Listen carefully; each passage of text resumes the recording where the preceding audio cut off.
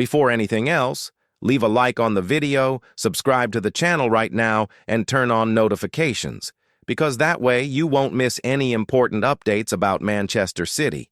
And it helps the channel a lot to keep bringing you this kind of complete, direct, no-nonsense content you citizens supporter. Manchester City's current moment is one of reflection, fine-tuning, and decisions that can directly impact the club's future. Even with a squad packed with titles, stars, and recent historic achievements, City are going through that natural phase of a quiet transition, where certain pieces start to be questioned, others take on new roles, and young prospects are carefully prepared to shoulder bigger responsibilities. And all of this is happening at the same time, behind the scenes, away from the spotlight, but with effects that soon show up on the pitch. One of the topics that sparks the most conversation internally and among supporters is John Stones' situation. A player who defined an era, was fundamental in decisive moments, and helped redefine roles within Pep Guardiola's system. But football, like life, doesn't stand still. And what used to be absolute certainty has now become a legitimate doubt. Stones' contract is nearing its end, and for the first time since he arrived at the Etihad, the possibility of a real exit is starting to be discussed in a concrete way. This isn't an immediate rupture, nor a sudden lack of interest from the club, but a cold, practical, and unavoidable assessment of the cost-benefit of keeping a player who, despite his enormous quality, has been dealing with recurring physical problems. Guardiola himself has made it clear at different times that Stones' situation will be assessed based on performance through to the end of the season, especially on the physical side. No one questions his technical level. When he's fit, Stones remains an exceptional defender, capable of playing out with class, stepping into midfield spaces, and giving the team balance in big matches. The problem is being able to rely on that consistently. In the treble-winning season, Stones was practically a symbol of City's tactical revolution. He was listed as a center-back on the team sheet, but turned into a midfielder during matches, confusing opponents and giving the team a numerical advantage. That model worked brilliantly. But since then, injuries have disrupted his rhythm, prevented long runs of games, and made any renewal talks far more delicate. The club understands Stones' historical weight, but they also have to look forward. The arrival of Marc Guéhi didn't happen by accident. It's a move that signals planning, prevention, and preparation for different scenarios. That doesn't mean Stones is being discarded, but it shows City don't want to be caught off guard if he can't maintain an acceptable level of physical consistency. In this scenario, Stones' representatives have started to make moves, not in a desperate way, but intelligently, sounding out the market, understanding possibilities, evaluating destinations where he could get more minutes, less physical wear, and a significant role within a new project. At 31, Stones isn't thinking only about trophies. He's thinking about stability, continuity, and a body that can handle an entire season without constant interruptions. The idea of playing outside England has started to look appealing. Leagues with a different tempo, less intense calendars and styles of play that can extend a career. Italian clubs emerge as natural interested parties, traditional competitive teams that value experienced, tactically intelligent center-backs. Italian football, historically, has always known how to make the most of defenders with that profile. Germany is also on the radar, especially due to the interest in adding experience to a system that demands reading of the game and leadership. On top of that, offers from alternative markets like Saudi Arabia and MLS appear almost automatically when it comes to a player with Stones' CV, even more so with the possibility of arriving without a transfer fee. Even within the Premier League itself, there are clubs watching the situation. That shows that despite the physical doubts, the respect for the player remains high. No one has forgotten what he's delivered over the last few years. The question is whether City are still the best environment for the next chapter of his career. There is, of course, a small chance of a turnaround. If Stones can finish the season at a high level, available, fit, and decisive, a short-term extension could come onto the table. But right now, the most realistic scenario points to a gradual transition, where the club start to turn the page while keeping their focus on the present. In the meantime, on the pitch, City keep fighting for everything, and Stones continues to be treated as an important part of the squad whenever he's fit to play. There's no rupture, no bad atmosphere.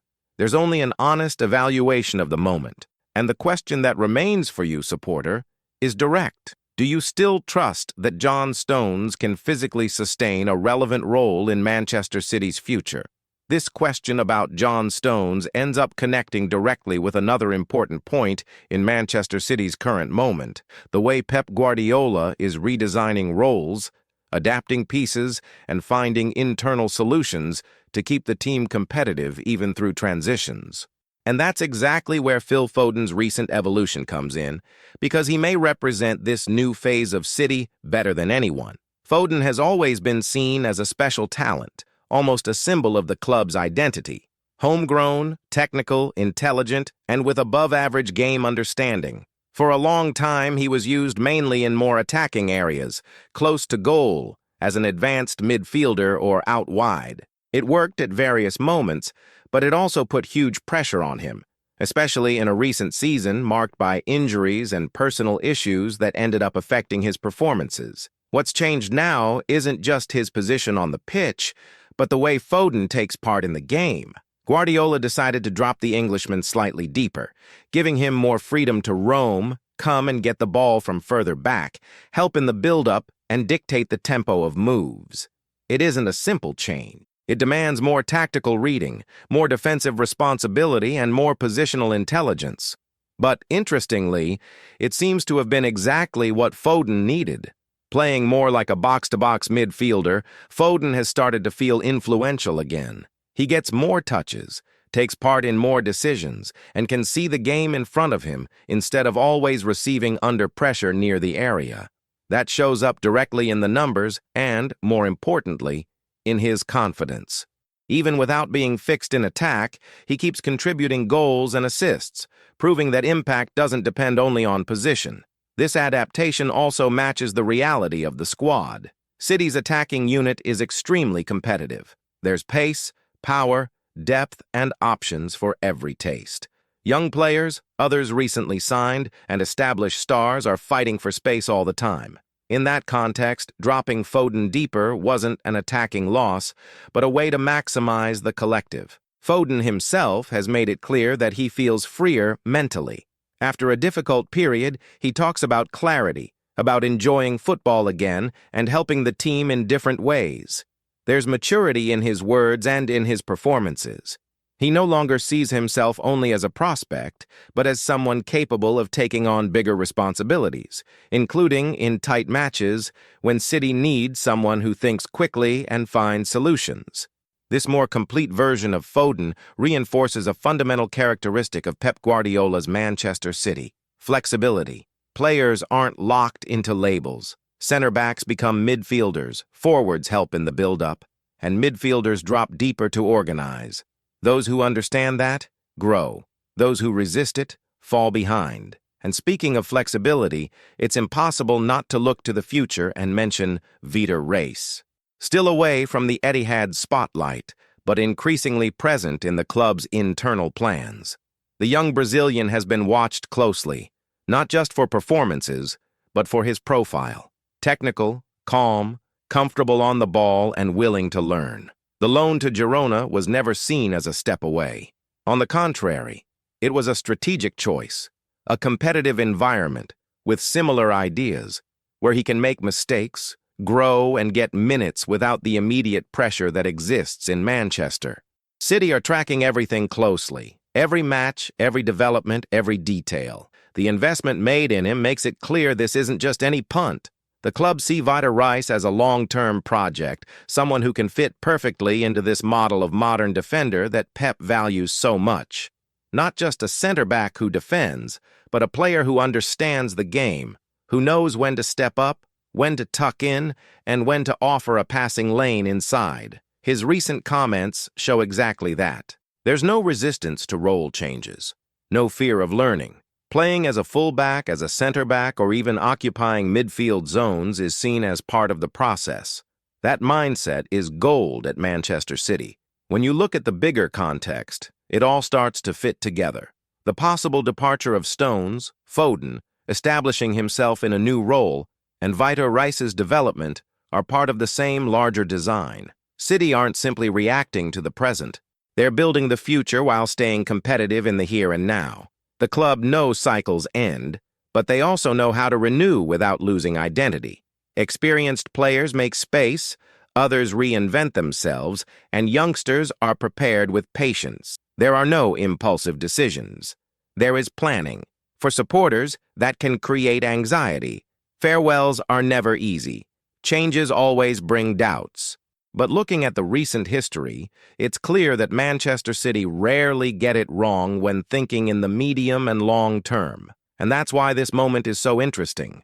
It's not only about who arrives or who leaves, it's about how each piece connects within a system that keeps evolving. Foden matures, Vitor Rice grows away from the spotlight, and Stones faces a natural crossroads in his career. Now I want to hear from you. How do you see Manchester City's future? Do you trust this quiet renewal process?